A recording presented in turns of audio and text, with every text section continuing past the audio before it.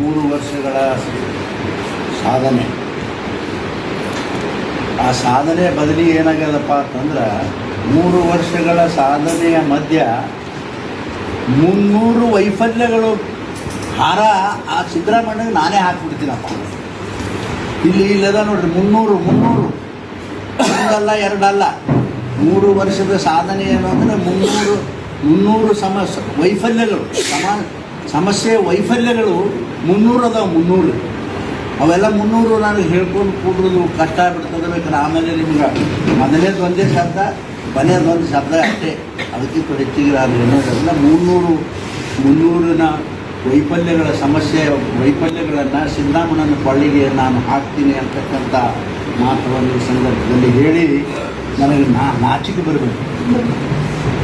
ಏನು ಸಾಧನೆ ಮಾಡಿದ್ರಿ, ಏನು ಇಂಥದ್ದು ಹೇಳಿ ದಯವಿಟ್ಟು ತಾವು ಪತ್ರಿಕಾ ಬಂಧುಗಳು ಭಾಳ ವರ್ಷದಿಂದ ತಾವು ನೀವು ಒಂದು ನಿಮ್ಮ ವ್ಯವಹಾರದಲ್ಲಿ ಅದೀರಿ. ಇಂಥ ಸರ್ಕಾರಿ ಅಂದರೆ ನೋಡಿರಿ ನೀವು, ಹೇಳಿ ದಯವಿಟ್ಟು ನೋಡೋಣ. ಅಲ್ರಿ 3 ವರ್ಷ ಆಯಿತು ಅಧಿಕಾರಕ್ಕೆ.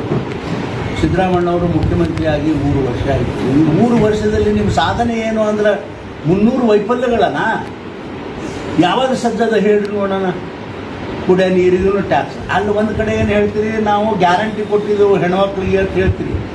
ಇನ್ನೊಂದು ಕಡೆ ಏನು ಹೇಳ್ತೀರಿ, ಆ ಗಂಡನ ಜೋಬನ್ಯಾಗ ಕೈ ಹಾಕಿ.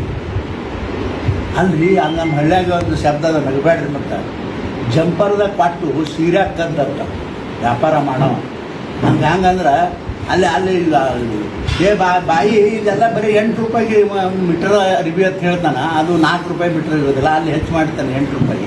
ಇಲ್ಲಿ ಸೀರ್ಯಾಗ ಕಡಿಮೆ ಮಾಡ್ತಾನೆ.